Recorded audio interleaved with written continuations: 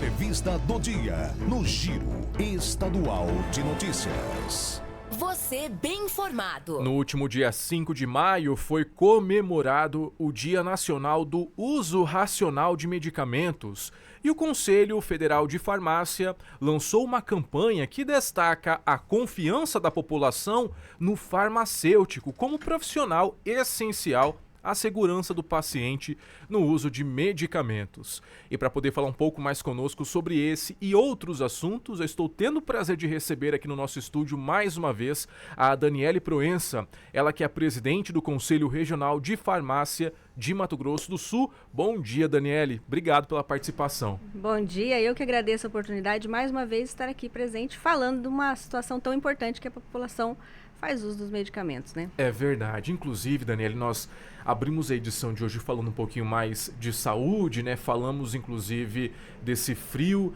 Falamos também da vacinação contra a gripe que aconteceu nesse último final de semana em todas as regiões de Mato Grosso do Sul. E nesse momento onde as pessoas estão resfriadas, gripadas, elas não deixam de recorrer a medicamentos, não é mesmo? E aí é que mora o perigo. E a nossa preocupação, a gente aproveita o mês de maio, que dia 5 a gente comemora, né, o uso racional dos medicamentos, para sempre trazer esse alerta à população, buscar sempre a orientação do profissional. E no caso, o profissional do medicamento é o farmacêutico. E ele está ali à disposição para sanar as dúvidas em relação ao uso correto desses medicamentos, mas principalmente orientar a melhor forma de tomar, orientar qual o medicamento e o porquê, né? São pequenos questionamentos que vão trazer benefícios para quem faz a utilização desses remédios, desses medicamentos. Ô Daniele, por que ainda, na sua visão, por que ainda hoje é necessário fazer o reforço dessas informações da importância do uso racional desses medicamentos? A gente tem uma cultura no nosso país onde as pessoas elas se sentem protegidas quando elas sabem que aquele medicamento está armazenado na casa dela. E a gente observa pós-Covid, né, depois desses anos que nós passamos pela Covid, que essa farmacinha ela cresceu. Antes, né, a mãe, a vozinha, ela tinha um medicamento que era para dor, um anti-inflamatório, então a gente conseguia ter um controle maior. Hoje, quando a gente observa essas farmácias, ela tem outros tipos de medicamentos. Então, é essa a preocupação que a gente tem, é esse número elevado de medicamentos que são armazenados em casa. Às vezes a pessoa desconhece, né, o porquê que aquele medicamento está ali e principalmente não se atenta para o prazo de validade, para a deteriorização desse produto, né? Então, assim, às vezes é um produto que foi até indicado para uma outra pessoa da família e ele acaba utilizando esse medicamento de forma irregular. Então, a senhora considera que esses provavelmente são os erros mais comuns aqui no nosso país, no nosso estado, quando o assunto é automedicação? E a gente tem uma lista de medicamentos que a gente considera, né, que é os medicamentos livres de prescrição, que são, a gente chama de MIPs, que é um medicamento de livre acesso. Mas isso não significa que ele não traz um risco à saúde. Então, a gente fala de uma situação que a gente vive aqui com a dengue. Então, a maioria dos medicamentos que as pessoas buscam na drogaria, às vezes está resfriada, né, início de uma gripe, ela vai comprar um medicamento para diminuir esses sintomas que incomodam. Só que nessa fórmula ela pode ter um AS. Se a pessoa está com sintomas, né, está evoluindo para um quadro de dengue, esse AS pode evoluir para um quadro hemorrágico. O que é AS, Dani? O acetil salicílico, né, ácido acetil salicílico. Ele é um medicamento utilizado na maioria dos antigripais. E isso, com certeza, acaba evoluindo para uma dengue hemorrágica. Então, quando a gente fala, vai numa drogaria, vai numa farmácia, busque pela orientação do farmacêutico, porque o medicamento é o trabalho do farmacêutico. Não existe outro profissional que tenha maior conhecimento sobre o medicamento do que o farmacêutico. Ele vai te fazer pequenos questionamentos que vão te direcionar para o tratamento correto. Né? Então, vai perguntar há quantos dias, quais são os sintomas, se você já faz uso de algum medicamento, porque quando a gente fala no uso racional dos medicamentos, está incluído essa parte de reações, está incluída essa parte dos medicamentos que têm interferência com alimentos, com outros medicamentos. Então, a forma correta de tomar. Não, você vai tomar o seu medicamento no período da manhã, o medicamento ele tem que ser tomado com água. A gente sabe que existe uma cultura também, as pessoas tomam medicamento, às vezes não faz nem a utilização correta do volume, né, de água. Então, assim, não é com cafezinho, não é com refrigerante. Existem medicamentos que eles têm que ser tomados em jejum, ou eles têm que ser tomados com um volume menor de alimento. E existem medicamentos que têm que ser ingeridos junto com a alimentação ou após o café da manhã. Então, essa orientação é que as pessoas têm que entender que o farmacêutico está ali para poder trazer essa informação para o seu dia a dia e você ter um resultado com o seu medicamento, com o seu tratamento. Até porque, né, Dani, a gente já noticiou, inclusive aqui no Giro Estadual de Notícias, e também já recebemos aqui algumas situações relacionadas a alguns medicamentos em específicos. Esse medicamento aqui não é bom se tomar com frequência porque ele acaba prejudicando os seus rins. E tem alguns medicamentos que, se tomado em demasia, né, com bastante frequência, acaba trazendo problemas para a saúde, não é, Dani? Sim, um deles é um desses medicamentos mais utilizados pela população, que é o paracetamol e o ibuprofeno. Então, analgésico, antitérmico. Então, ele tem uma dose máxima diária. Voltando na situação dos antigripais, pensando no que estamos vivendo nessa situação, essa semana aqui em Mato Grosso do Sul. Quando você compra um medicamento antigripal, a média, né, de miligramagem desse paracetamol é de 400 miligramas. Então, você vai tomar 3 vezes ao dia esse remédio para gripe. Só que no meio, né, desse intervalo, você tem uma febre. Aí você acaba tomando um dipirona, ou um paracetamol, um Tilenol, né, que é o nome comercial, de 750. Então, essa superdosagem, ela acaba ultrapassando o limite desse paracetamol durante o dia. A gente não pode ultrapassar 4 gramas por dia. Então, se você tomar 4 comprimidos dele ao dia, você já está na sua dose limite. Então, ele traz um problema hepatotóxico. Então, você está tratando um sintoma, né, de dor, de resfriado, de gripe, mas você está correndo o risco de evoluir para um problema hepático. E tem aqueles medicamentos também, né, Dani, que tem uma alta quantidade de corticoide, né? Isso também é um perigo, né? É um perigo também.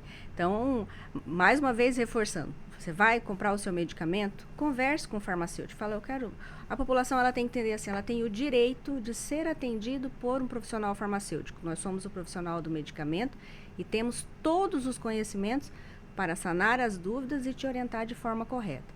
Corticoide é um medicamento que ele tem que ter um acompanhamento. Então, como todos os outros, não é porque é um produto que é não corticoide, né? Mas estou falando de uma linha geral desses medicamentos que são antiácidos, antitérmicos, analgésicos. Então, quando você tem esse acompanhamento, tem o profissional para te orientar. E a gente está ali, né? Sempre. Vamos pensar assim, é o profissional que está para me orientar, para falar sobre o meu medicamento de uma forma totalmente disponível a sanar as dúvidas da população.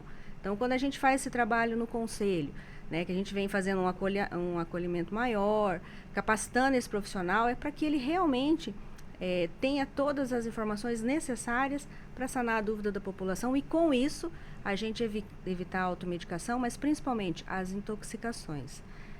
2024, a gente tem uma média, né, de uma pesquisa que foi feita, que entre 10 pessoas, 9 fazem a automedicação.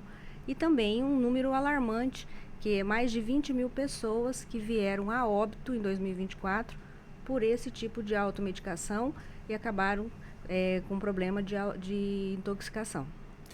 Inclusive, é muito comum, né, que algumas pessoas tenham de fato esse receio na hora de se automedicar com medicamentos, né? Aí acabam recorrendo, por exemplo, àquelas receitas da vovó, aquele chazinho de não sei o que, chazinho de não sei lá quantas, que vai fazer bem porque é natural. Aí mora um perigo também, não é mesmo, Dani? Exatamente. Muito obrigada por fazer essa pergunta, porque a gente tem alguns problemas primeiro é a indicação de terceiros. Então, você tomou um medicamento, ele foi, né, teve um resultado perfeito para você, mas ele não serve para outra pessoa.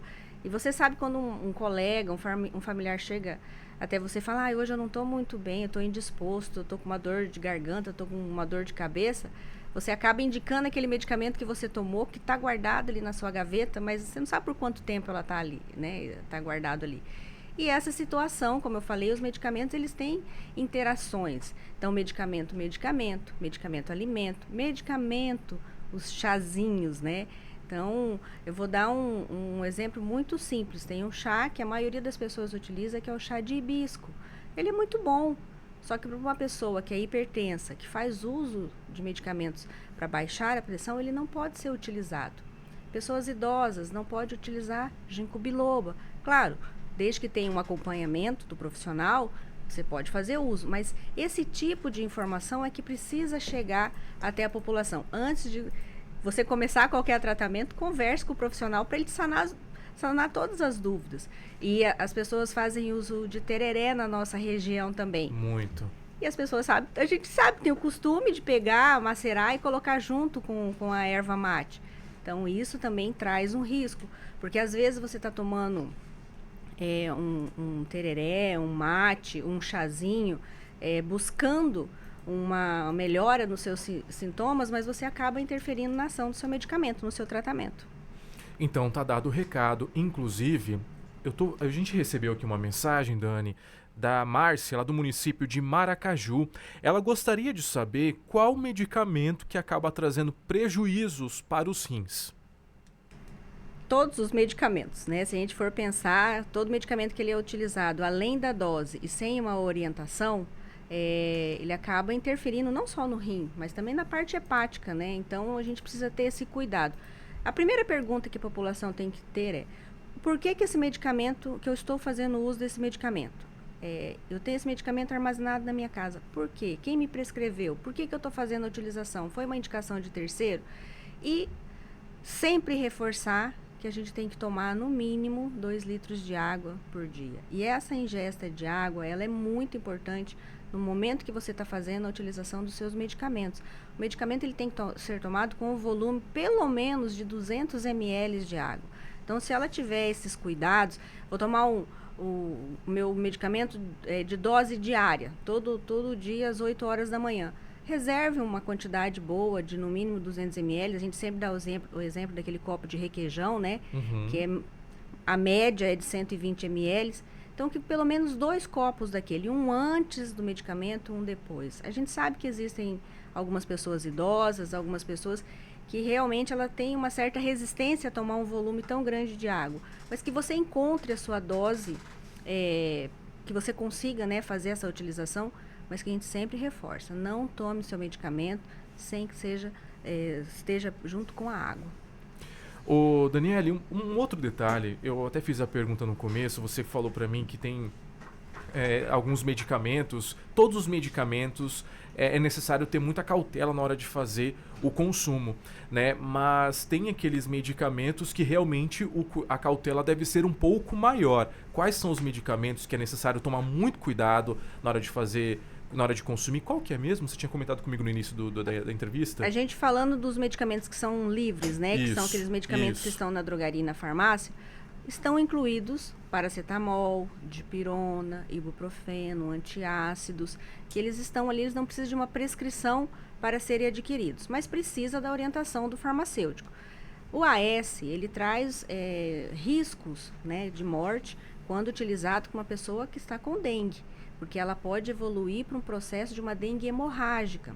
E a gente sempre traz esse alerta sobre o medicamento, porque quando a pessoa ela tem um mal súbito, ela passa mal por algum motivo, e ela busca pelo atendimento, ela nunca relata quais foram os medicamentos que ela tomou.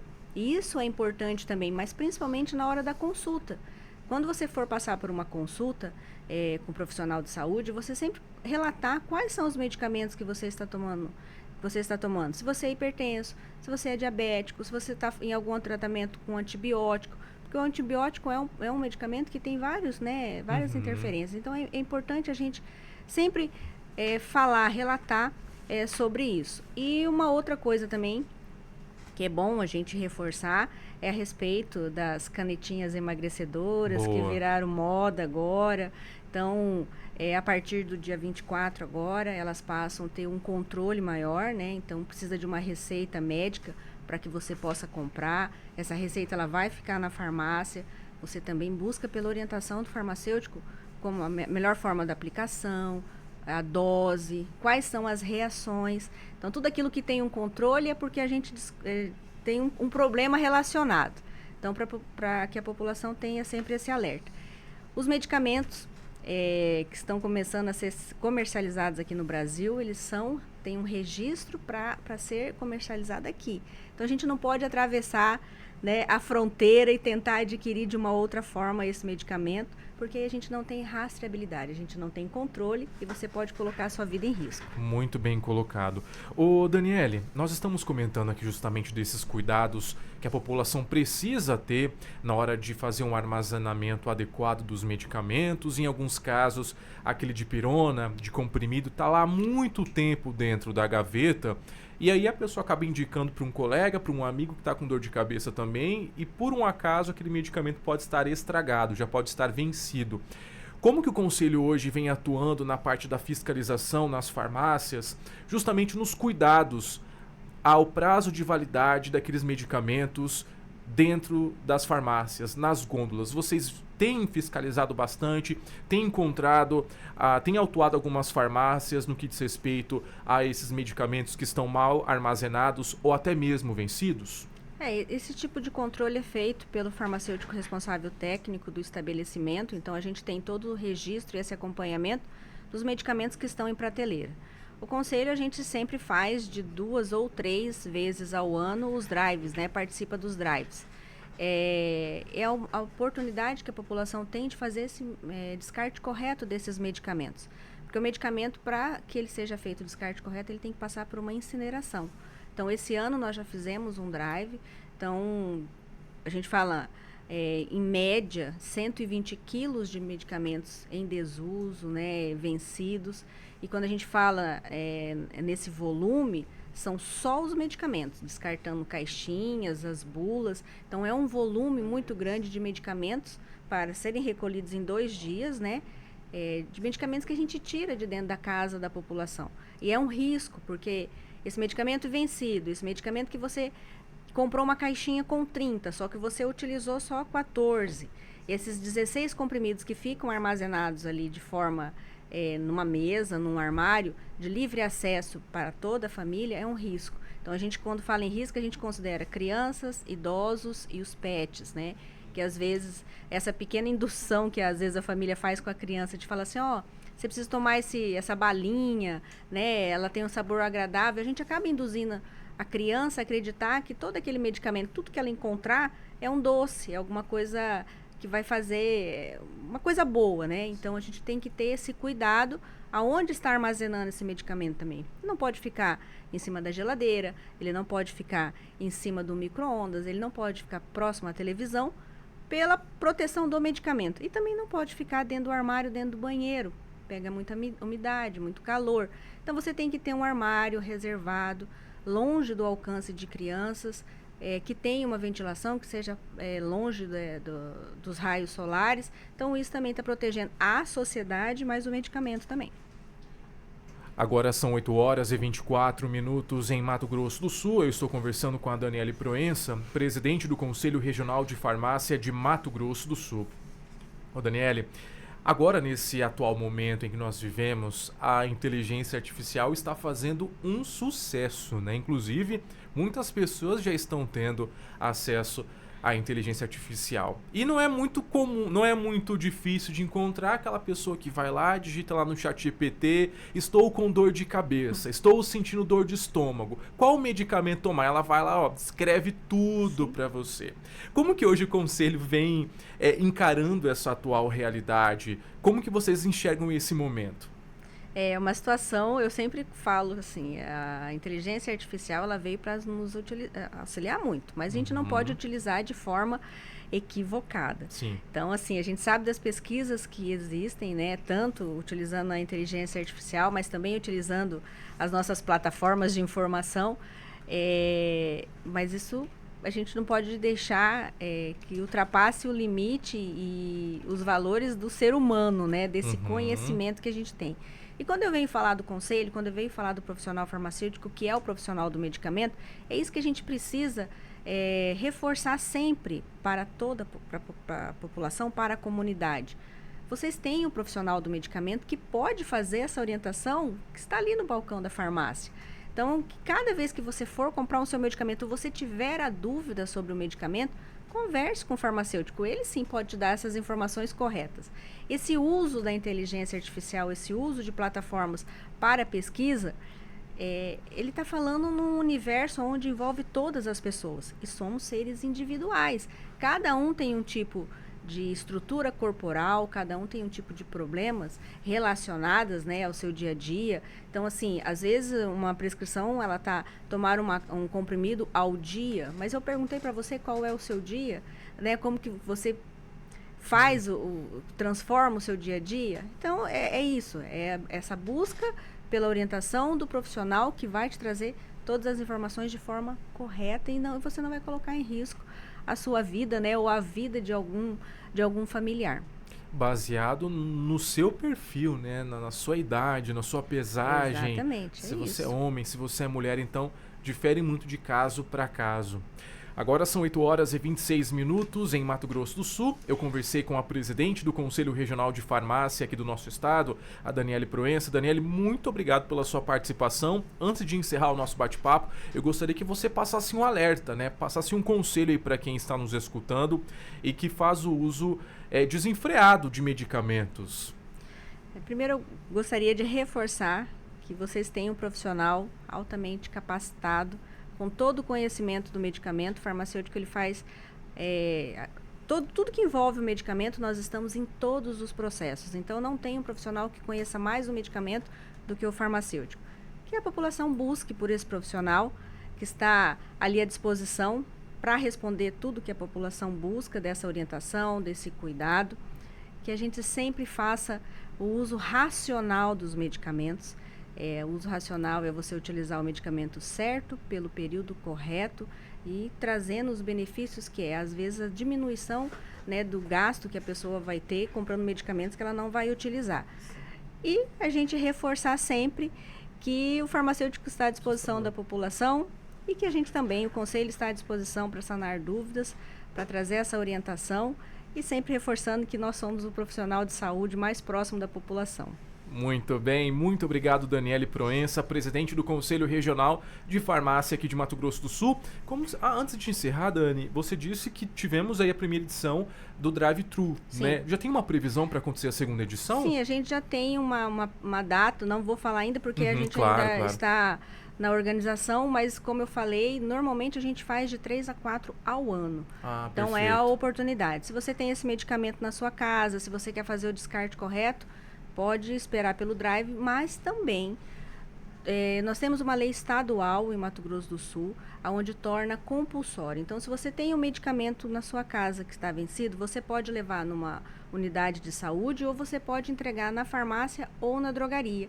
E também temos o nosso ponto fixo, que é no Conselho Regional de Farmácia, que é ali na Rodolfo José Pinho, número 66, que também nós temos o nosso equipamento, onde a gente faz esse recolhimento também. Então, é para atender a sociedade que quer fazer esse descarte correto. Então, estamos à disposição ali, mas não fique com esse medicamento vencido, né, armazenado de forma irregular na sua casa. Você tem aonde fazer esse descarte correto. Muito bem, obrigado, bom trabalho. Obrigada. Agora são 8h29 em Mato Grosso do Sul, então tá aí, cautela, né? Cautela e o uso racional de medicamentos para você que não tira aquele medicamento da sua bolsa, sentiu uma dorzinha, já vai recorrer a ele. Tome muito cuidado porque isso pode trazer prejuízos para a sua saúde. E com oferecimento do Sebrae e também do Senar, nós ficamos por aqui, Lorena. É isso mesmo. E antes de encerrar, gostaria de responder a uma dúvida da nossa ouvinte sobre as inscrições do Enem. Quando vão começar? No caso, as inscrições do Enem 2025, elas ainda não começaram e vão começar no dia 26 de maio e vão até o dia 6 de junho. Então ainda dá tempo. Quando estiver perto das inscrições, a gente avisa aqui vocês também, ok? E é isso. Amanhã a gente volta com mais notícias e informações para vocês. Obrigada pela companhia de sempre e até amanhã. Um ótimo dia para você, excelente semana e até amanhã. Saúde, tchau. Você ouviu Giro Estadual de Notícias. Transmitido ao vivo, direto de Campo Grande, da Central de Jornalismo do Grupo Feitosa de Comunicação, para as principais regiões do Mato Grosso do Sul.